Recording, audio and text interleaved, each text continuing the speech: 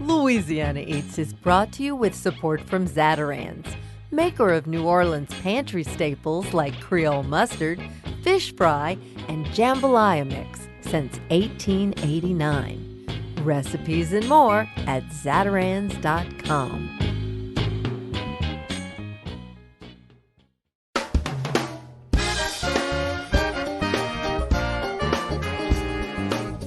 From our studios in the Southern Food and Beverage Museum in New Orleans, this is Louisiana Eats.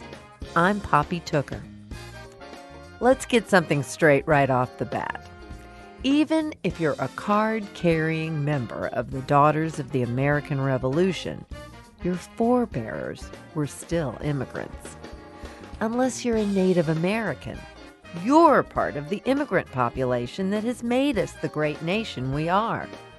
But it's not so great to be an immigrant in America today, and no one knows that better than a restaurant owner. Chef Rick Bayless joins us to talk about the current situation in his Chicago-based restaurants and how he's attempting to address the situation head-on in the workplace. Then, Eddie Hernandez of Atlanta's Taqueria del Sol joins us to explore the way he's combined his Latino heritage with the flavors of the American South. Something that's been a big part of Chef Edward Lee's life path as well. Korean-born Edward Lee grew up in Brooklyn, but found his soul in Kentucky. We'll sit down with Edward to explore his personal journey to discover America's new melting pot cuisine. I'll have some tortillas with my turnip greens kimchi on this week's Louisiana Eats.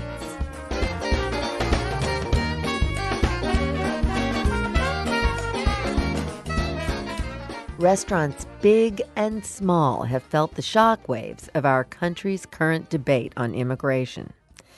To get a better understanding from a restaurateur's perspective, we turn to Chef Rick Bayless. Rick's award-winning Mexican restaurants have always been bolstered by workers who come from immigrant backgrounds. When we saw Rick recently, he shared how he and his employees are grappling with uncertainty during this tenuous time. I think as human beings, compassion needs to be at the heart of all of our choices. And certainly for most of the immigrant population, certainly all of the refugee population, they're moving from very hard times and looking for a better life for themselves. And so I think that we need to be open and have a compassionate spirit about that. I also think that it's really important for us to just be thoughtful about things. First of all, thoughtful about the fact that our country is, except for the Native American population in our country, the rest of us are all immigrants. We all came here, our ancestors came here from someplace else. We're accepted into the fabric of the society that we've built here. And I think we need to have compassion on those who are finding themselves in almost exactly the same place that our immigrants found themselves in when they came to this country.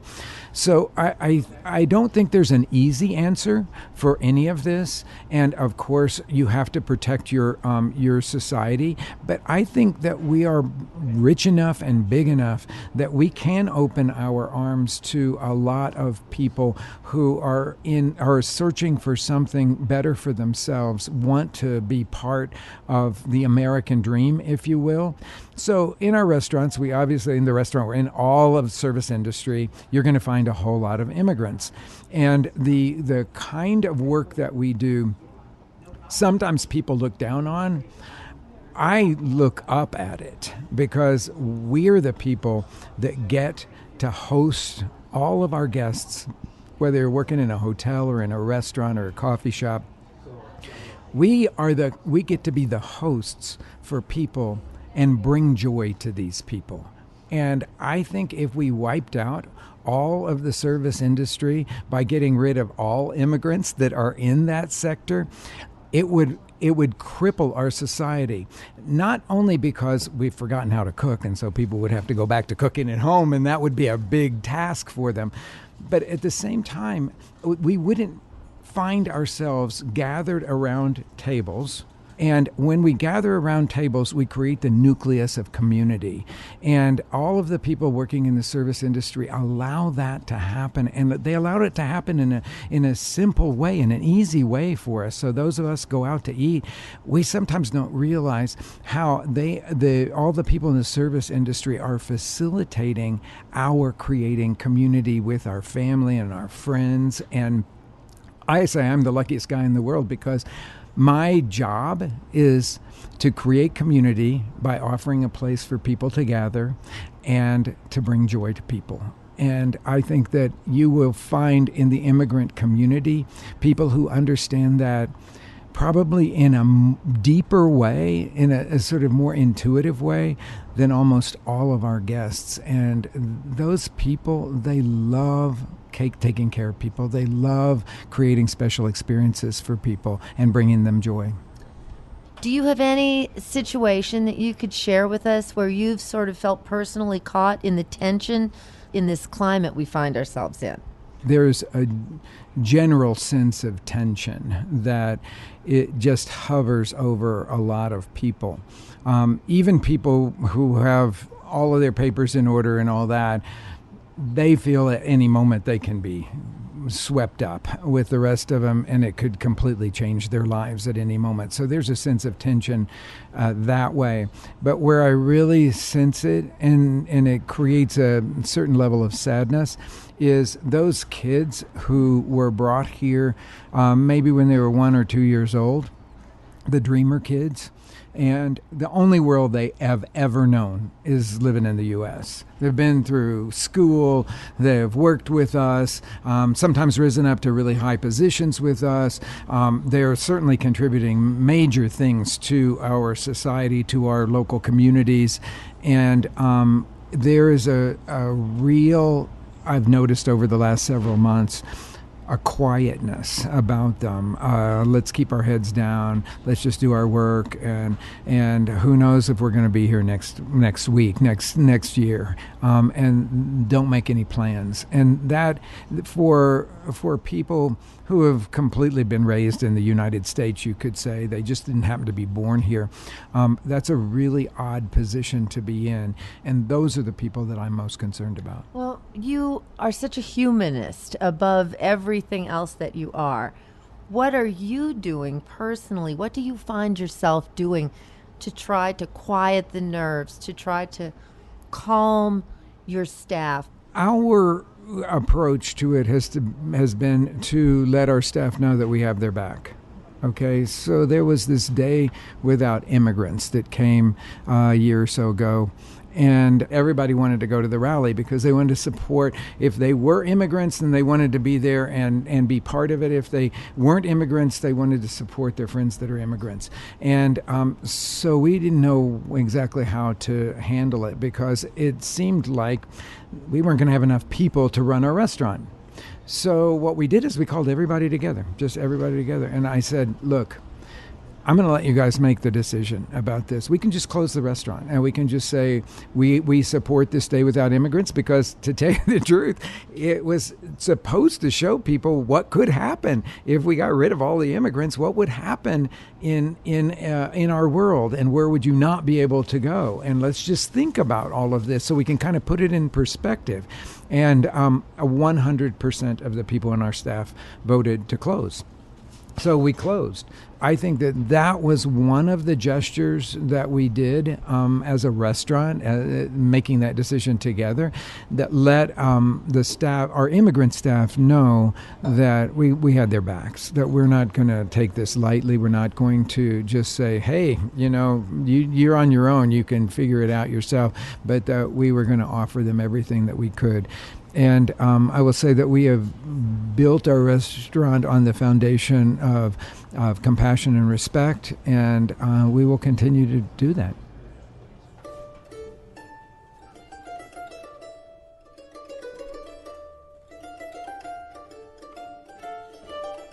Rick Bayless, chef and owner of Chicago's Frontera restaurants.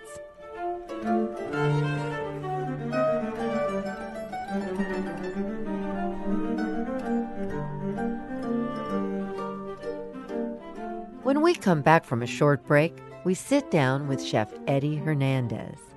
Eddie's one of a generation of immigrants who have found success by playing on the similarities between their culinary heritage and Southern ingredients. Louisiana Eats returns in a moment.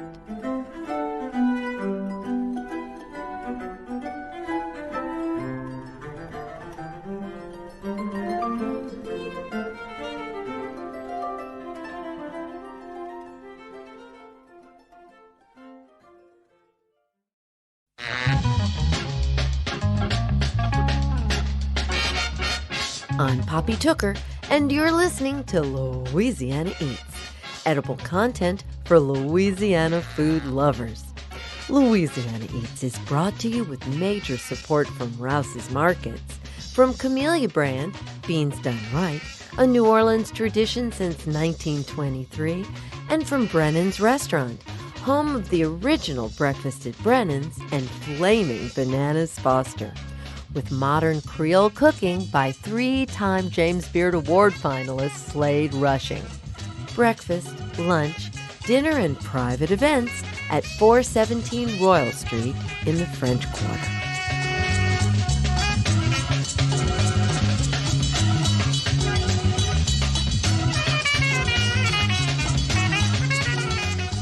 My name is Eddie Hernandez. I'm one of the owners and partner in I do the R&D. I'm the executive chef for Taqueria del Sol in Atlanta. And I just wrote a book called Turnip Greens and Tortillas that is really going to shock people.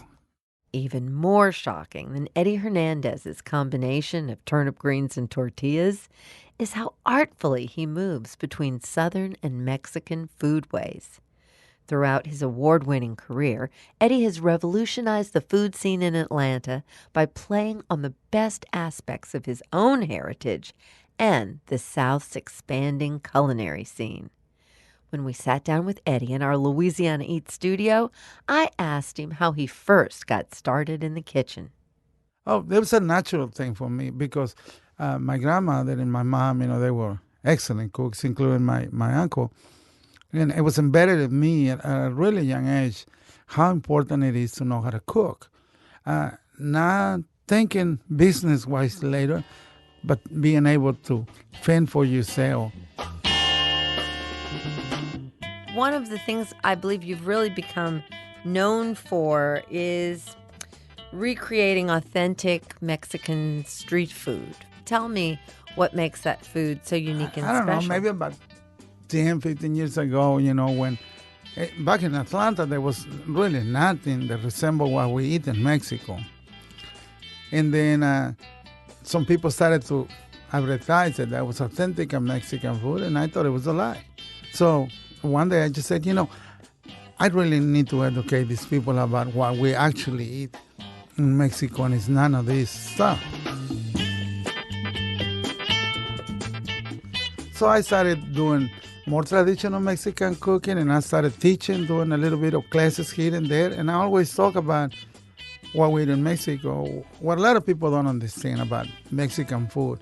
There was a movement in the mid-90s called Southwestern cuisine by people like, Stephen Powell's and Dan Ferrin, Robert Del Grande in Houston, and it was a big success. And nobody knew that actually Mexican cuisine started in Mexico, not in the Southwest, because we had the French living in our country for many, many years. So we learned all the sauces, how to make bread, how to make pastries, how to cure meats. We learned so much from them, and one Cinco de Mayo, we decided that we didn't have anything else to learn, so we kicked them out. Thank you. So yeah, you learned how to make French bread and all that, and then the French could go.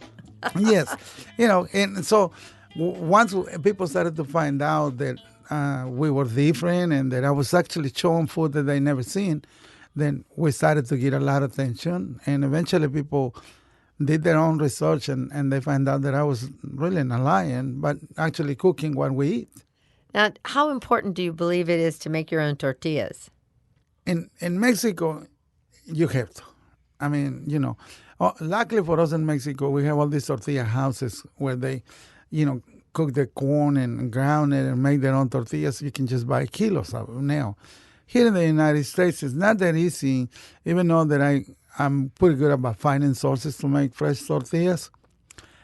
I'm sorry for what I'm going to say, but a lot of people don't appreciate the work that goes into making fresh corn tortillas. It's like I just did a black tortillas with la coche and squid ink for something that I wanted to test. So that type of tortilla will actually be so interesting that you're going to have to try it. And then you're going to go, wow, this tortilla is not the same. And then I will say, well, the white ones are the same, except they don't have the with la coche and the squid ink. And then they'll be willing to go to the white one because it's fresh and it's tasty. And so they cannot take back anything once they said that it's good. So it's going to take a little while, but we're in the right track, Eventually, everybody will want to buy fresh tortillas. So let's go back to those red beans and rice burritos. What's up with that, and how did you start making those? Oh, it's just one of those wacky days that I woke up with this thing in the head about doing something. I like red rice and beans. One of my favorite places for red rice and beans is not in Louisiana, but it's actually in Memphis, Tennessee. Oh.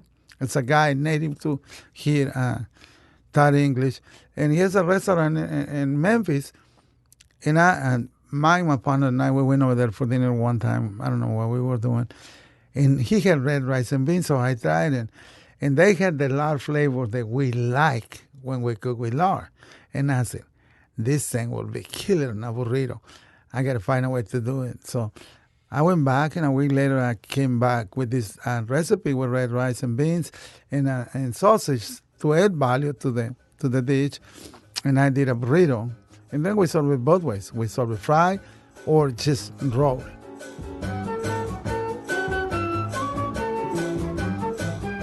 I would love to hear you explain why you even called the book Turnip Greens and Tortillas. Why are turnip greens as iconic to you as tortillas? There really wasn't. It's a great story about the turnip greens. In 1987, we had a restaurant in the south side of Atlanta, and we had a customer named Bobby Avery and his wife, Juanita, who I really like.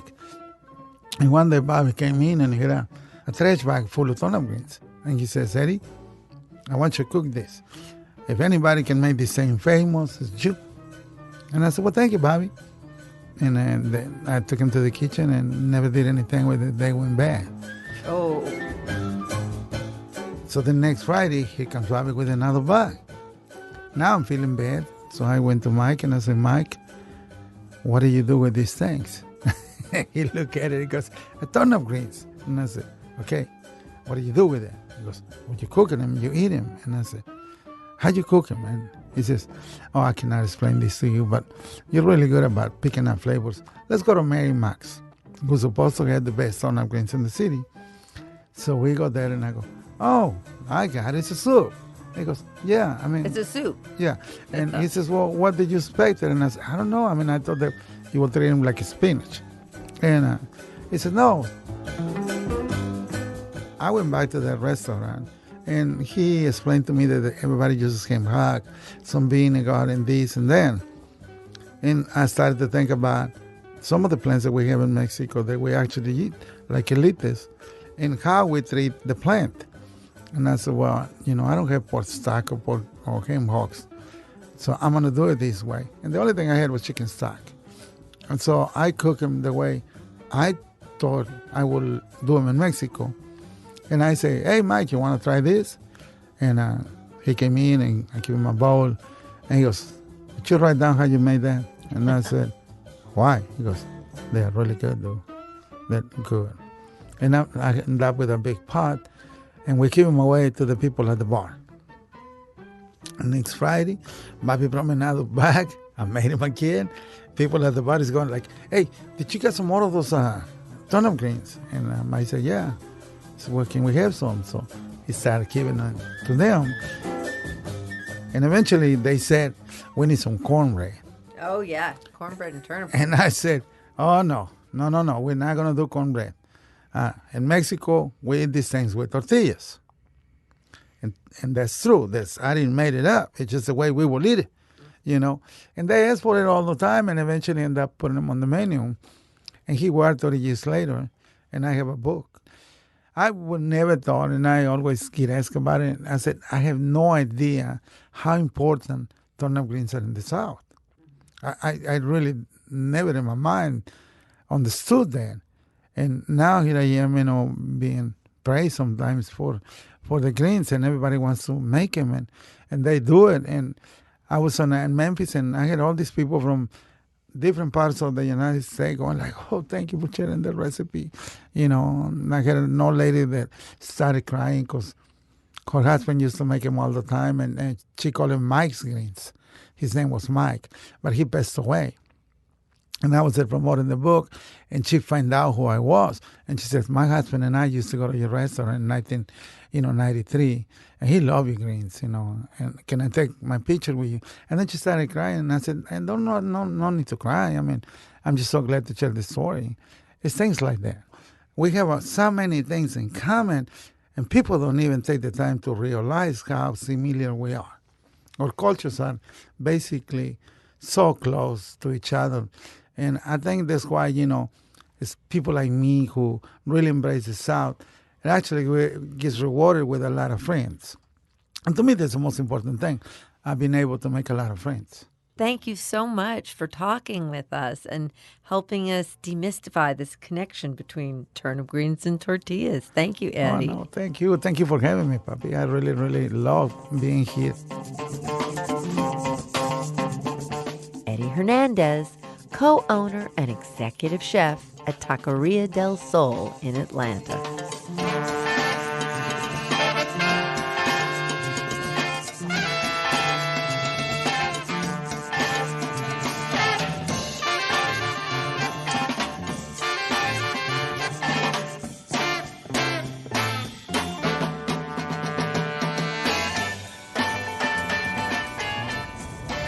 Hi, my name is Slavica Park, and I'm the founder of Comal Heritage Food Incubator. In Denver, Colorado, Slavica Park is blazing a trail for immigrants who dream of opening their own restaurants.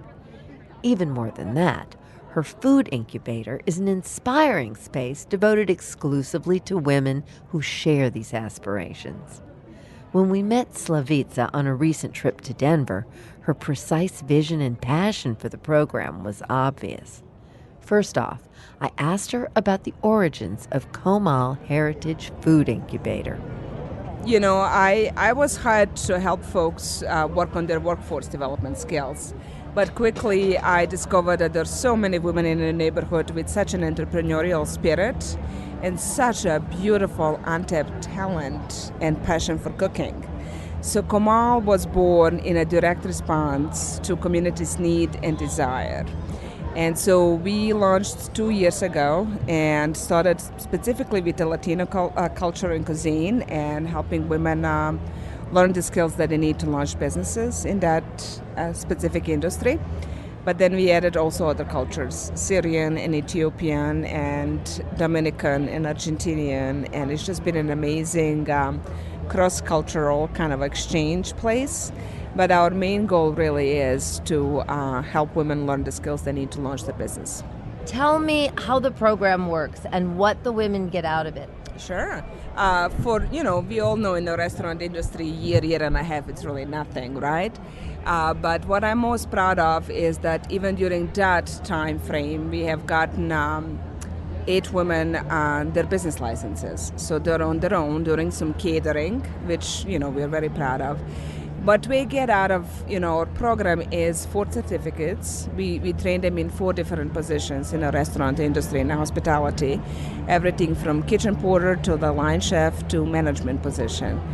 Managing the front of the house, hiring, food sourcing, finance, marketing, everything that's behind that. So that's what they get from us, or we refer them to other restaurants if they're not quite ready to launch their own restaurant. One of the things that I'm very curious about is that describing all of the different cultures who you are working with, how do you do a homogeneous program with all of these different women from all of these different backgrounds and places? I always say that food is one of those things that transcends everything. Everybody connects around food. I mean, the goal, they all have the same goal. So my chef, God bless him, needing to learn so much about all these different cuisines to help women in the program perfect their craft, has really done a tremendous job. But as far as the cultural differences, my philosophy is that we all grow from it. We are richer as people, the more cultures we kind of incorporate into our day-to-day life. And that certainly has been the experience at Comal. What is the common thread with the food? The common thread for them to be we are not a culinary arts school, so they need to be able to cook their heritage foods before they enroll into the program. Our goal is to help them take that talent to the next level and launch their own businesses. So the common thread is their ability to cook their foods from their families. It's really what home is for them. They connect to it. And so we really encourage them to reach back, all the way back. What did your grandma make? How did she make that? And so the goal of the program is really helping them refine that and really dig deep and discover that creativity. And for something that perhaps, they did not always think like, who wants to eat my grandma's food? I gotta Americanize this. We are really trying to encourage them to do quite the opposite. What's on the menu? I mean, whose culture gets to be on the menu every day? How do you do that? So obviously we started in a neighborhood that's predominantly Latino. So our Latino ladies have 3 days, Monday through Wednesday. But again, Mexican food is just so diverse. So even, our menu changes daily. Depending if, let's say, Mexican ladies are from Durango region or Michigan or Oaxaca, or if they're from Mexico City, they cook different things. But that's Monday through Wednesday. On Thursday, we have Ethiopian food, and on Friday, we have Assyrian food day. And essentially, I wouldn't be shocked if every day is a different cuisine. What does the name mean? So Comal is really deeply rooted into the Latino culture. And Comal is first it was made out of clay, and it's this clay kind of a dish that was put on top of rocks, and it was then heated, and the women made tortillas on that. Oh. So that's really what Comal is. You can grill on it, you can make tortillas on it, and we actually have Comal outside of our restaurant, and we still light the fire underneath that, and the women make tortillas on that. But what's really interesting, we also learned after we added our Syrian women to the program that Comal means perfection in Arabic. So it seems to be kind of relevant across the different languages and cultures. But it really is very significant to the Latino food and the way the food was prepared in a slow way back then. Describe the area in Denver where Comal is located. We strategically opened Comal in Globeville area, which is Globeville area, Swansea, known as the GES area of Denver. GES, it's the kind of a last neighborhood in Denver that's really holding on and trying to preserve some affordable housing for the folks who perhaps might be a little underserved or low income. And so this was intentionally started in that neighborhood to help women from those neighborhoods earn some money and be able to continue to afford their rents and also stay to live in neighborhoods where they've lived forever. Now, of course, one of the salient points of all of this is that you are an immigrant. You are working with immigrants. In, unfortunately, the America we live in today, that has become an unusual tension. How is this affecting you and the people who you serve? First and foremost, I was just recently talking to someone. I came here as a refugee from Bosnia. So just this past March, I realized that I have lived longer in USA than in my home country. So in a sense, United States is my home as well. The one that I'm really grateful that's given me so much, but also at the same time one that I'm extremely disappointed at right now. And what I'm seeing, with the women in our program, I mean, you have Latino women, and everybody, of course, assumes automatically they are undocumented and should be deported. Then you have Syrian women who are Muslim, and of course, they're terrorists, like they're gonna, pull up to bomb in a restaurant or whatever. But I have to say that at the same time, this has really mobilized a lot of people who think differently to really come out in droves and support us. And that really has been beautiful and wonderful to watch. But we do know that the other side exists as well. And I mean, it just really is an interesting time that we live in this country. So much divide, and specifically when it comes to people who came from somewhere else. But at the end of the day, didn't we all, right? My take on that is I believe that I have grown and become a better and richer person by living in different cultures. And I just really wish everybody could see that. And that is one of the first things I fell in love with America. It was just this diversity and acceptance of it. And just realizing that every person has certain talent that they bring to it.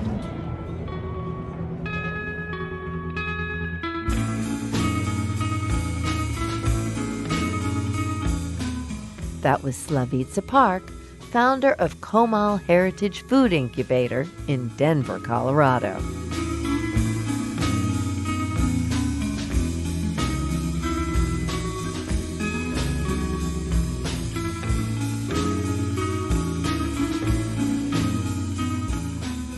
How do you figure out how hot a chili pepper is before you buy it?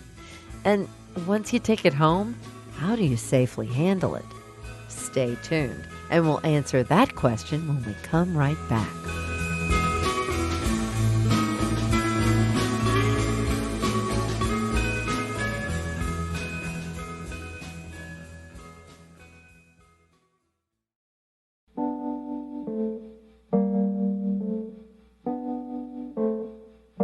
I'm Poppy Tooker, and you're listening to Louisiana Eats, edible content for Louisiana food lovers. Louisiana Eats is brought to you with major support from Popeye's Louisiana Kitchen and Zatarain's. Have you caught our Louisiana Eats Quick Bites podcasts yet? We've just published our latest, a Mardi Gras visit with children's author and songstress Jeanette Downing. So get the kids, break out the king cake, and visit poppytooker.com to listen.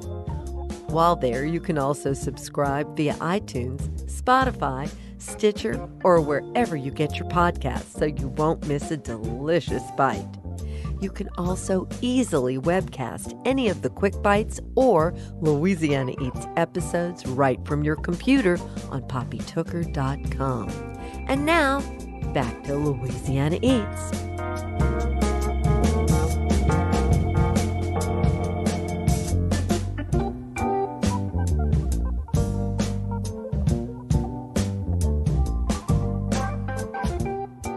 Here's this week's culinary quiz question, brought to you with support from Popeye's Louisiana Culinary Institute. How do you figure out how hot a chili pepper is before you buy it? And once you take it home, how do you safely handle it? Here's Eddie Hernandez's advice. Cut the chili open and hold it close to your nose. If you feel a tingling sensation, you know there's heat. Smaller peppers are usually hotter than larger ones. Peppers with broad shoulders and rounded tips, think bell pepper, are milder than those that are narrow and pointed.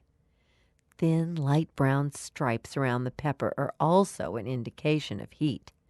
The more scarring, the older and hotter the pepper will be. Most peppers' heat is concentrated in the seeds, so the stem end tends to be the hottest part. Stick a toothpick into the seediest part of a pepper, then touch the tip to your tongue. That will help you gauge the burn. Capsaicin is the active component that causes the burn. To protect yourself, wear gloves when handling peppers. Or coat your hands with cooking oil before processing them. The oil will shield your hands from the burn. When you're finished, wipe the oil off and then just wash your hands. Without the oil, the burn can linger even after washing with soap and water because capsaicin isn't water soluble.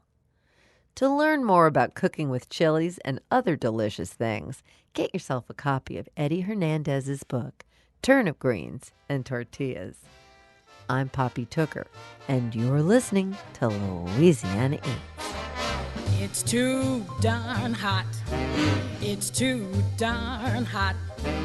I'd like to sup with my baby tonight. Refill the cup with my baby tonight. I'd like to sup with my baby tonight. Refill the cup with my baby tonight. But I ain't up to my baby tonight, 'cause it's too darn hot. Hello, I'm Edward Lee from Louisville, Kentucky, and I'm a chef and a writer. Chef Edward Lee was born in Korea and raised in Brooklyn, but chose a slightly different path when in 2003 he migrated from New York to Louisville, Kentucky. Since then, Edward has made his mark in the Derby City and Washington, D.C., with a quintet of critically acclaimed restaurants. You may know him best, however, for his Emmy-nominated season of Mind of a Chef. The 7-time James Beard Award nominee was recently in New Orleans, touring with his cookbook, Buttermilk Graffiti. We sat down with Edward to find out firsthand how that kid from Brooklyn gained international acclaim for fusing traditional Korean ingredients with flavors of the southern United States. So it's a long story. First of all, I don't know why, but when I was in junior high school in Brooklyn and all my friends were listening to hip-hop, I was listening to Johnny Cash. And I don't know why. It started, I think it started with Folsom Prison Blues. And I don't know, because like no one in my family, like I have no connection to the South. Like no one in my family's from here or anything. But I moved down here because of the Kentucky Derby. I think I had a little too much to drink and I just wound up staying in Louisville for a little bit too long. I think any inquisitive chef is going to be influenced by his or her surroundings. And I didn't cook Southern food when I first moved down here. I mean, I had a restaurant in Louisville, Kentucky, 610 Magnolia, and I was just sort of cooking some weird Asian Eurocentric food. And you know, I remember the first day I drove by a stand and saw the word sorghum, you know, and I kind of stopped and I said, "What is it?" And some redneck in dungarees said, "You know, you got to try this because it's made from a sorghum plant." And I tried it and I was like, "Oh, this is better than honey." So I started using that. And then someone introduced me to, you know, a locally milled grits. And I was like, wow, this is really good. So I started using that. So little by little, it really happened over a long period of time where I just started using these ingredients. And I rarely did I use them in the traditional way, but I was finding all these ingredients being influenced by them and thinking like, man, these are delicious. I remember, you know, getting introduced to Colonel Newsom's country ham for the first time and thinking like, this is better than any prosciutto I've ever had in my life. Like, why am I using prosciutto? So little by little, my pantry changed. And as that happened, and obviously I traveled and was influenced by people. I remember going to a soul food restaurant for the first time. And I always say like, I remember the first time eating a bowl of collard greens and finding home, you know. It to me, it was like, this is something that was, even though it's not Korean food at all, it felt like it, and it felt like something that was home. And I just remember thinking, like, I could stay here forever and cook. You know, if this is the food of this region, I could be here forever. I just feel that I have learned so much about you reading your new book. And some of the things you think about fascinate me. And I have to admit that as a New Orleanian, I don't have a lot of Korean American friends. Mm-hmm. Well, you do now. Well, the concept of sadness being passed through your DNA was very enchanting to me to think about. Would you talk to me a little bit about that? Yeah.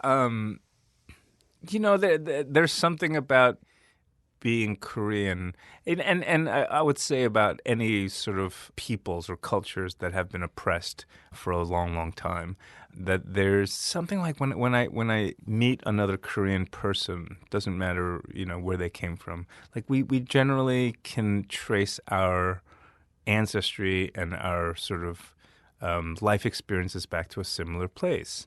And just like my mom is like this kind of strong-willed, domineering person, like most Korean mothers are the same, And so whenever I meet, I'm like, "Is your mom like that?" They're like, "Yeah, my mom's like that." And it's very familial. But at the same time, like Korea had a very, very, really brutally oppressive history for the last 100 years, really, and just post-Korean War, where they sort of been able to climb out of that. And so like my parents and my I never knew my grandfather because he died before I was born, but my grandmother was a widow and did all the hardships, They tell the story of my grandmother who like took her son, which is my dad, wrapped, when he was just a child, wrapped him up and like got on a boat with like 200 other people that she'd never met to escape the bombing in Seoul. And just stuff like that. I think that stuff gets passed on generation after generation. And some of it is narrative, but the other part, like if you ask most Koreans, they don't talk about it. It's not something that, culturally you just don't talk about. So I actually don't know a lot about it, but I still understand and I still feel the sort of pain in some kind of distant way. Well, I'm sitting here looking at you and thinking about the things you write about, the things you're fascinated about. And you're obviously very drawn to immigrants, assimilation, and the immigrant experience in America. And I can only imagine that you have had a very fascinating life because you're Korean American, but maybe you could pass for all sorts of different ethnicities, perhaps. Do you want to talk about that and what inspires you and fuels that exploration? When I started doing this project and I started traveling to all these cities around the country, and again, looking at it from a food lens, what... And I pose this question to you as I do to everyone, like, what thread binds us together as Americans in terms of our food, right? Because the way you eat in New Orleans versus the way someone eats in Seattle or someone eats in Southern California or the Midwest is so different. There's and there's almost no continuity. There's almost nothing. And it always makes me think, like, what is it about it? Like if you go to Italy, there's some sort of chain that binds it all together, France or Asia or, South America. And I look at America and I look at it's all of its, vastness. And I look at all the different layers and I go, I don't know what binds us as Americans, what holds us together as Americans in the food space. But then you take it to another level and go, what makes us Americans? And I think that's the ultimate question. And the ultimate question for me is, in that vast sort of definition of America, where's my place in it? Where do I belong in it as this immigrant of Korean kids who grew up in Brooklyn but cooks Southern food and lives in the South, but doesn't quite belong in the South, but in part of the South. And, and I think all of us are just looking for our place in this world. And when it comes to a culinary or a cultural landscape in America, like, where do I fit in? And I don't have the answer for that, but one of the things that I did realize was in writing this book, like, it's our diversity that is the only thing that I can really say that's truly American is our diversity, right? I spent a week in Italy like a couple of years ago because my friend got married there, so I had to spend a week in the same town, and it was the region where I can't remember the name. It was the region where they make pesto, and for the first 2 days I was in heaven because I was like, this is the best. It was amazing, and by the third day I was like, does anyone know a Chinese restaurant in this town? Because I'm kind of sick of pesto. And by the fourth day, I was just like, I can't eat another bite of this thing, and I just wanted anything. But there, they never get sick of it. There, they don't want anything else. They go, and I was like, can I just even get like a spicy red sauce? They were like, we don't. We make pesto. We make pesto. And we don't. We make seafood pasta, but we don't put lemon in it because it's not. Lemons don't grow here, and it's just that kind of very strict traditionalism, which is fine for that part of Italy, would never fly here because we demand diversity. We want diversity in our food. We want to wake up and eat fried chicken and have an Indian food for lunch and have hummus for dinner. And that's not even weird. But it's something... Because we're American. Because we're American. But it's something that in any other country would be such a luxury, would be such a weird thing, because you don't do that. You don't eat outside of your class or your race or your whatever it is. And here...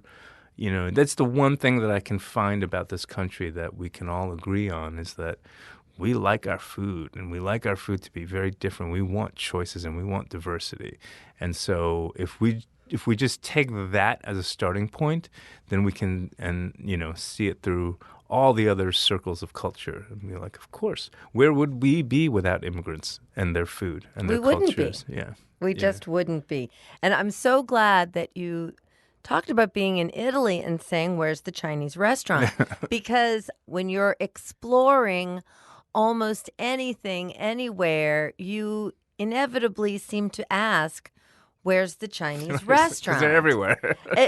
It's incredible. And what I would like to bring this whole conversation back to about Asian food and Southern food is I would like you to take us all to the Hibachi Buffet in Clarksdale, Mississippi, where you can get sushi, fried foods, salad, and soul food.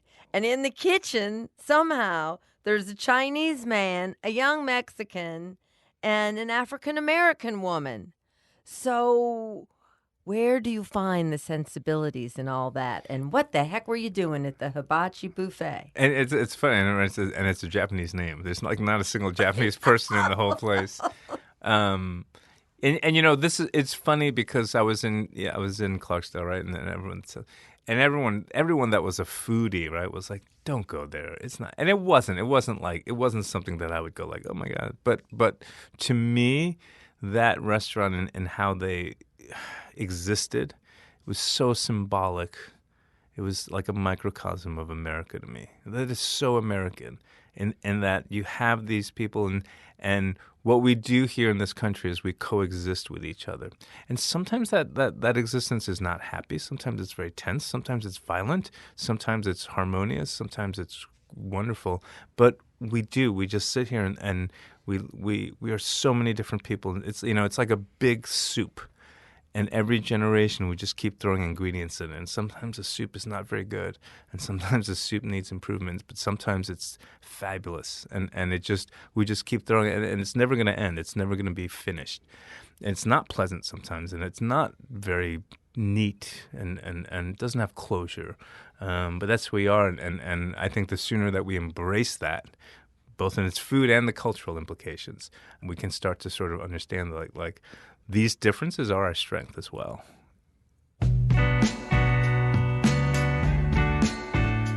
That was Chef Edward Lee, author of Buttermilk Graffiti.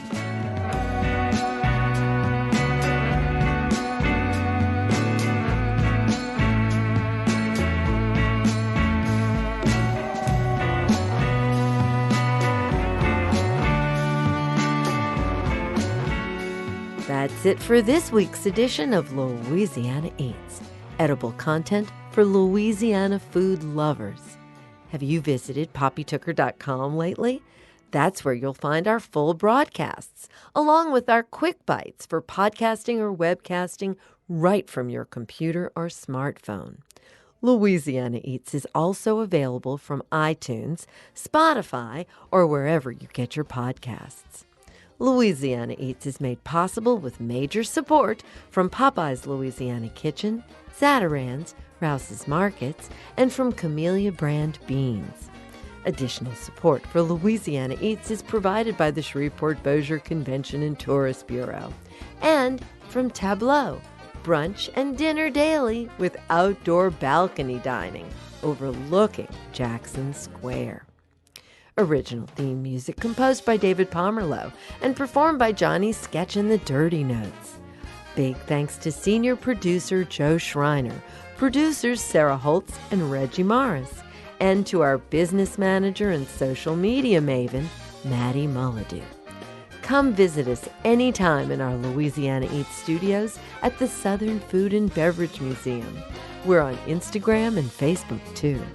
Louisiana Eats is a production of Poppy Tooker Broadcasting.